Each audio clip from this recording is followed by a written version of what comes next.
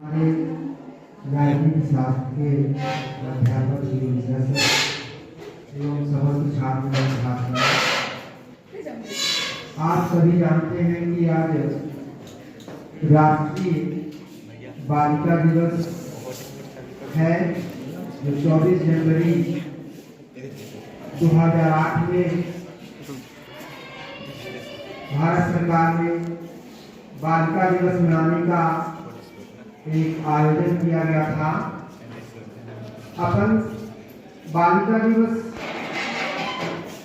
में छात्र छात्राएं जैसे छोटे बच्चे से लेकर के 25 साल तक जो बालिका होती है, अपने अधिकार एवं कर्तव्य के प्रति जागरूक रहना चाहिए। और यदि अपने अधिकारों और कर्तव्यों के प्रति ध्यान आकर्षण नहीं रखते हैं तो वहीं पर आपका हनन प्रारंभ हो जाता है। जैसे कि प्राचीन काल में महिलाओं की स्थिति बहुत ही सम्मानजनक थी। वे पुरुषों के समान शिक्षा ग्रहण करती थी और पुरुषों के समान साधाविचारणी का कार्य भी करती थी। इसके बाद कोई भी काम हुआ करता था तो महिलाएं स्वयं निर्णय लिया करती थी और पुरुषों के समान उन्हें हर समाज में, हर वर्ग में उन्हें सम्मान भी मिलता था। फिर धीरे धीरे मध्यकाल में भी महिलाओं की जो शिक्षा थी, महिलाओं की जो शिक्षा थी धीरे से कम कर दिया गया। उन्हें पर्दा प्रथा में रखा गया और वह उस समय का समाज जो था थोड़ा सा समाज तो अच्छा था, लेकिन उस समय की जो प्रथाएं थी उन प्रथाओं में हमारे भारतीय समाज ने ऐसे बांध के रख दिया था कि महिलाएं पर्दा के अंदर रहा करती थी। उन्हें शिक्षा से वंचित कर दिया गया। उनके जो मान सम्मान थे वो भी धीरे धीरे समाप्त कर दिया गया। बाल विवाह भी प्रारंभ होने लगा। अस्पृश्यता ने उन्हें जन्म दे दिया।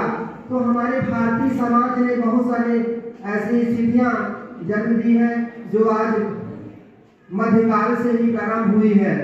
हमारे भारत में अंग्रेज लोग आए एक व्यापारी बन करके और हमारे भारतीय लोगों को आपस में फूट डालो शासन का नीति करते थे। ऐसे बहुत सारे कारण हैं जो महिलाओं को जिंदा ही पुरुषों के समक्ष जला दिया जाता था। तो राजा राम मोहन राय ने सती प्रथा का विरोध भी किए हो।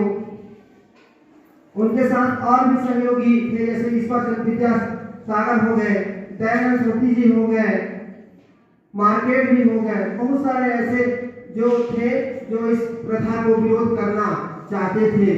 फिर धीरे धीरे आधुनिक काल में महिलाओं की स्थिति एकदम पुनः प्राचीन काल की तरह सम्मानजनक दृष्टिकोण उनको मिलते गया और मिलने के बाद वे शिक्षा प्रारंभ कर दी गई।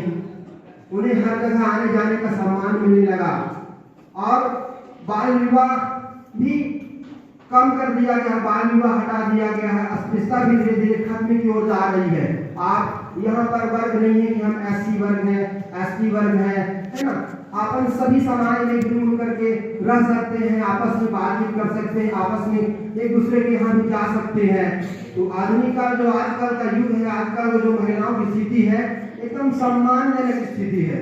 हमारे भारत में देखिए सर्वप्रथम राष्ट्रपति श्री प्रतिभा देवी पाटिल जो एक बालिका ही थी उस समय, जो हमारे भारत देश के प्रथम राष्ट्रपति के रूप में थी। अस्तुति महिला जो है हमारे भारत के राष्ट्रपति है श्रीमती द्रौपदी मुर्मू जो है वो भी अपने बाल्यकाल में शिक्षा के प्रति बड़ा जागरूक रहा होगी और आज भी अपना नाम जो भी है हमारे भारत में एक सेकंड प्रेसिडेंट के रूप में स्थापित है। तो कहने का मतलब महिलाएं अपने अधिकारों को जानना चाहिए, परखना चाहिए कि हमें क्या करना चाहिए। शिक्षा तो वैसे ही आज चल ही रहा है, बेटी बढ़ाओ बेटी बचाओ। ये अभियान भी चल रहा है, आप लोग अपने कर्तव्य से विमुख मत होइएगा, है ना। अब रही बात हमारे समाज में ऐसी बहुत सारी कुरीतियां हैं।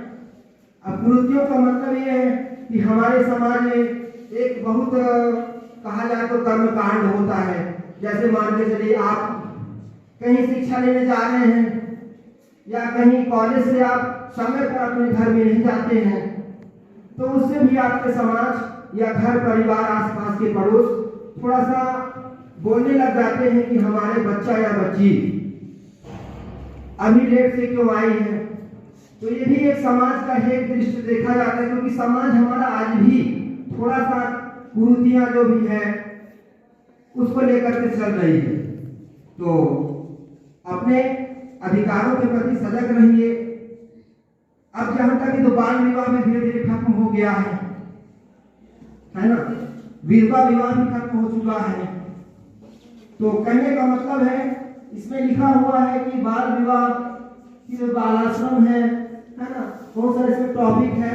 तो इन टॉपिकों के माध्यम से आप अपने अधिकारों को जानिए, हमारा कोई शोषण न कर सके। यदि कोई शोषण करने का सोचता भी है तो तुरंत आप उस पर अमल रहिए।